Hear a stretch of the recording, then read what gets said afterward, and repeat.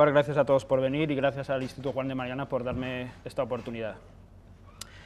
La defensa que yo voy a hacer, en principio, lo digo de antemano, es un poco complicada, no porque realmente teóricamente no se pueda hacer esa defensa, sino porque entraña grandes controversias dentro de la propia escuela austríaca. Una de las cosas que más curiosas han sido para mí este año que he realizado el máster de Economía es que el mundo está lleno de anarcocapitalistas. O sea, yo creía que la tradición de la escuela austríaca era minarquista, con Hayek y con Mises, pero bueno, no me han convencido, por eso estoy aquí, y quiero dar un poco mis ideas sobre este asunto. Bueno, entonces el propósito de la exposición el objetivo de esta exposición es hacer una crítica teórica y praxeológica de las teorías evolucionistas y anarcocapitalistas, siempre desde una perspectiva del minarquismo. ¿Qué es lo que no pretendo? Bueno, no pretendo refutar completamente el evolucionismo. Yo me encontré la escuela austríaca, llegué a la escuela austríaca gracias a leer a Hayek, y bueno, yo estoy de acuerdo con todas sus teorías, el orden espontáneo, la evolución hayekana, yo estoy totalmente de acuerdo. No es una crítica absoluta al evolucionismo, tampoco es una crítica al anarcocapitalismo, una crítica absoluta al anarcocapitalismo. Es muy posible que el anarcocapitalismo funcionara bastante mejor de lo que funcionan hoy en día los estatismos que tenemos. Simplemente quiero hacer una demostración en la que voy a decir que el minarquismo es en cierta medida superior al anarcocapitalismo y al evolucionismo. Entonces, lo que pretendo, pues voy a denunciar la negativa de algunas corrientes de pensamiento a aceptar el elemento más objetivo de la realidad, o sea, los axiomas. Las leyes axiomáticas. Tanto el anarcocapitalismo como el evolucionismo parten de la idea, o yo creo que parten de la idea de negar los principios más absolutos de la realidad. El anarcocapitalismo acepta esos principios de la realidad cuando describe los axiomas, pero niega que estos se puedan implementar en las instituciones sociales, en forma de entes o gobiernos generales. Por su parte, el evolucionismo, o sea, lo que está negando el anarcocapitalismo en realidad es la taxis, lo que llamaba Hayek la taxis. El evolucionismo hace lo contrario, niega el cosmos, no acepta los axiomas fundamentales de la realidad, pero sí cree unas instituciones más o menos generales que hagan una regulación a ese nivel en la sociedad. Entonces, para mí, ¿cuál es la esencia de la ley universal, de la ley axiomática? La esencia de los axiomas es que un axioma no puede evolucionar como pensarían los evolucionistas. Un axioma es eterno, si es absoluto es eterno y no puede evolucionar. Entonces no tendría sentido decir que proceden por medios evolutivos y que tenemos que ir descubriéndolos paulatinamente. Y una ley universal tampoco deriva de un régimen de libre competencia.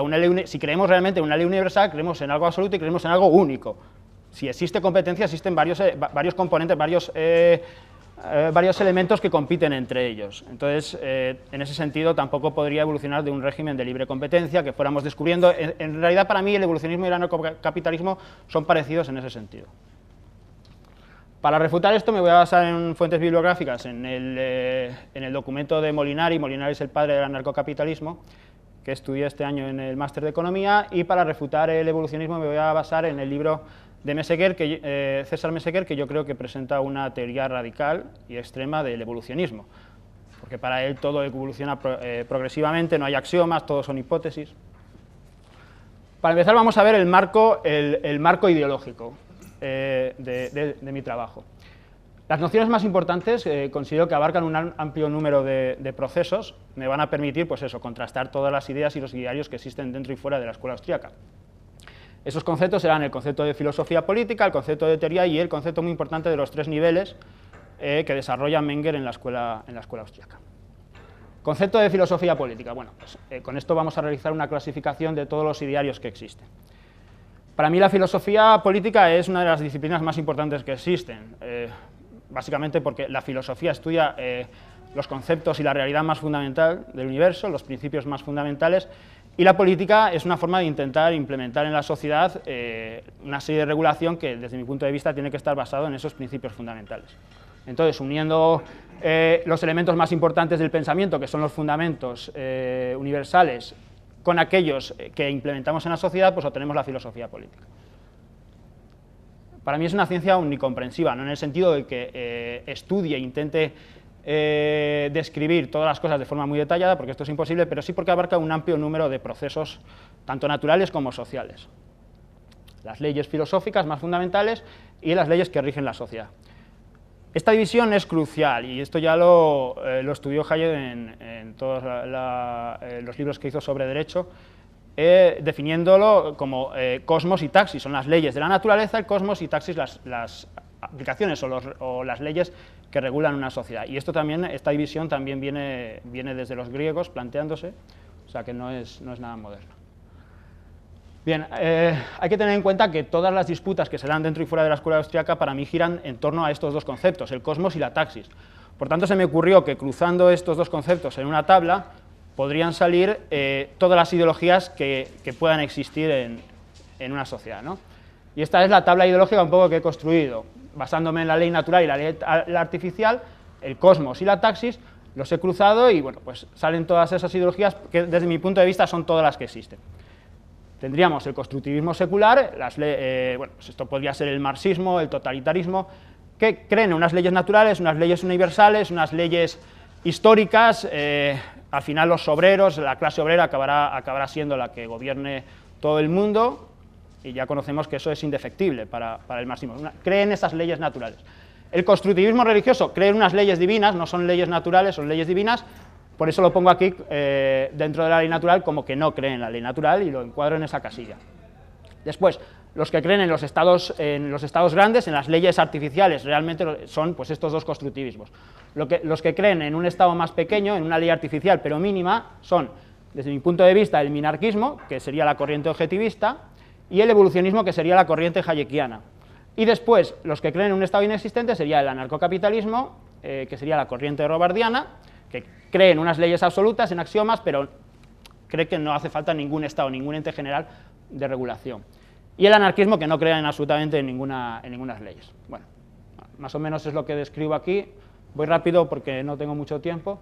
Los anarquistas, bueno, prácticamente no cabe mencionarlos porque ellos no creen en ninguna ley. Decía Camus que el anarquista más coherente es aquel que se suicida, porque evidentemente para estar vivo hay que cumplir una serie de reglas, ¿no? Y estas ya son las tres ramas de la escuela austríaca: los evolucionistas, los anarcocapitalistas y los minarquistas. Una vez que tenemos el marco ideológico, pasamos a los errores ideológicos, lo que yo considero son los errores ideológicos. Y aquí vamos a ver otros dos conceptos elementales, conceptos teóricos y epistemológicos: los elementos epistémicos y los niveles epistémicos. Bueno, esta es la definición clásica de teoría. Voy un poco rápido porque si no, no me da tiempo. Para mí la definición de teoría epistemológica presenta dos componentes. Toda teoría tiene un contenido y un continente, o si se quiere, un significado y un significante. O sea, lo que describe una teoría es el contenido de la teoría, y la teoría en sí es el continente, es el significante, y esta división hay que entenderla muy bien, porque si no podemos incurrir en graves errores. En la teoría austríaca pues sería el contenido: todo hombre al actuar pretende alcanzar unos determinados fines que habrá descubierto que son importantes para él. Esta es la descripción de un hecho subjetivo, tenemos que tenerlo claro.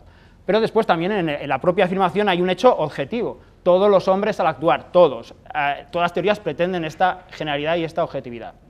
Cuando nos referimos a la propia ley ya no estamos hablando del contenido, sino del continente de la teoría. La naturaleza continental de la teoría tiene un carácter objetivo, ¿de acuerdo? Esto es importante que quede claro.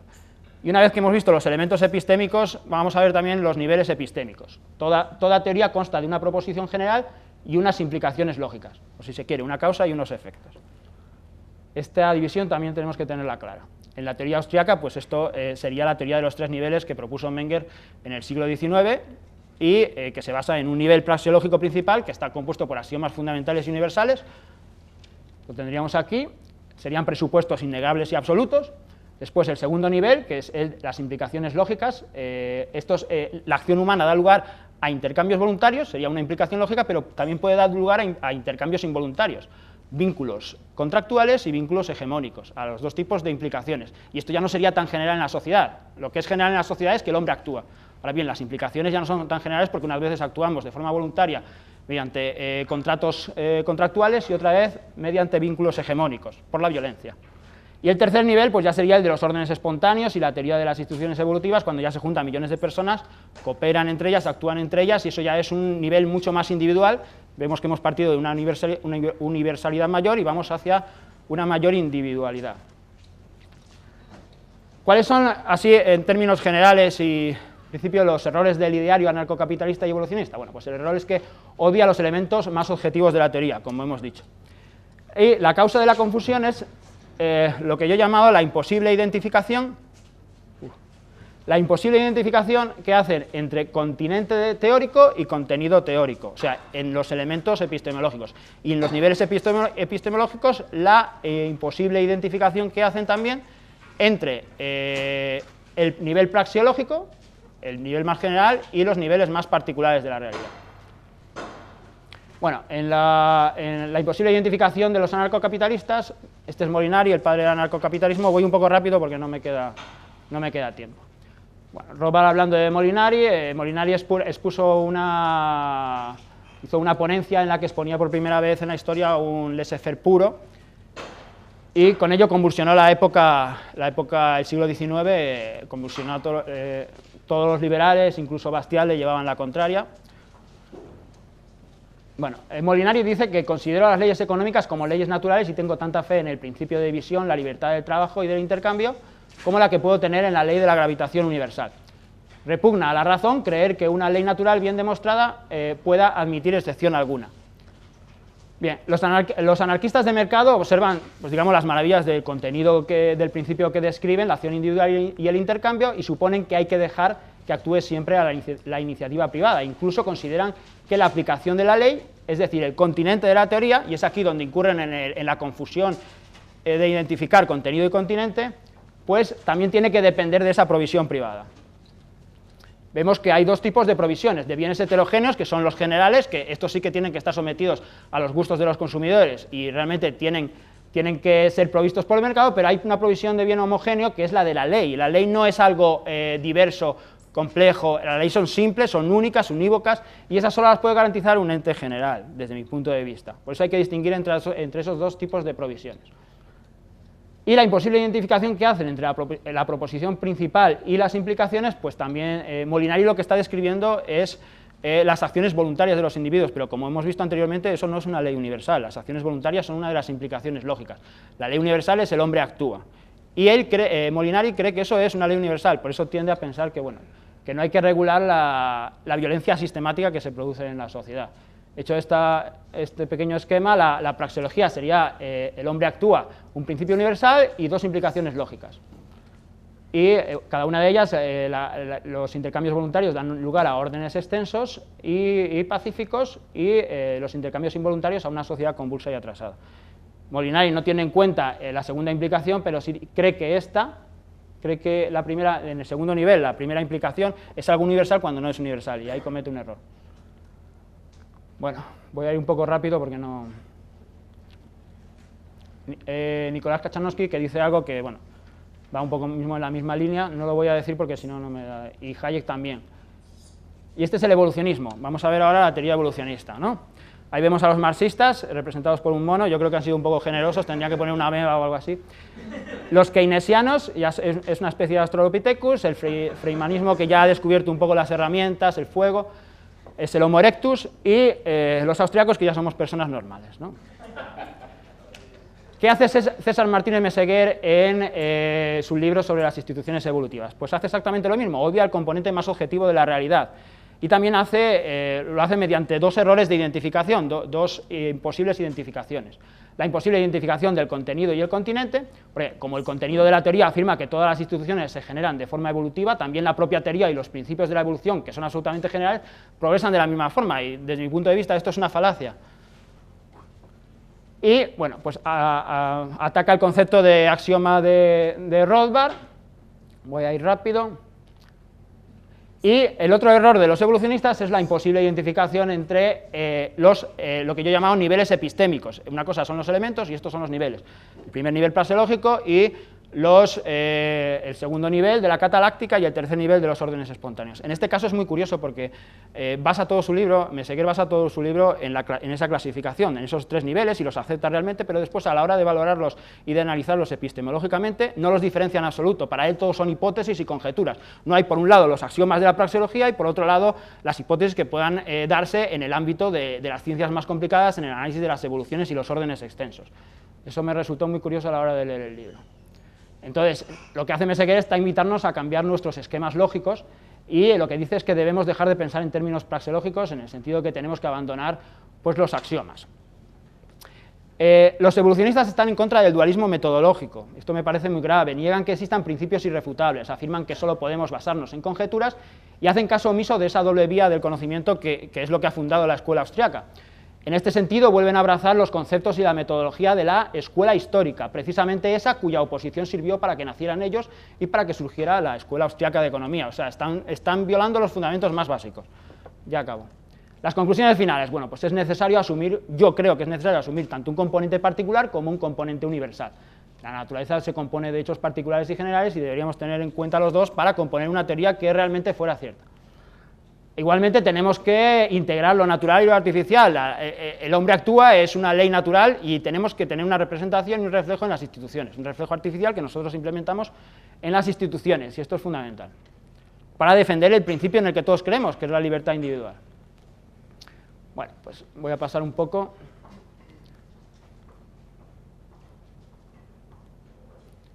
Bueno, hablaba también de Zanotti en la misma línea, y bueno, pues lo que yo propongo finalmente es una visión hayekiana, la admisión de una dicotomía legal de leyes naturales basadas en la acción individual, la propiedad privada y la competencia, y reforzadas con una constitución general que refleje esas leyes naturales y que realmente las apoye y las implemente a nivel general y todo lo que podamos, porque si nosotros creemos en esas ideas, evidentemente yo creo que tenemos que defenderlas de esa forma y no hay otra forma de defenderlas, y eso los anarcocapitistas no lo hacen. Y bueno, pues esto es todo. Muchas gracias a todos.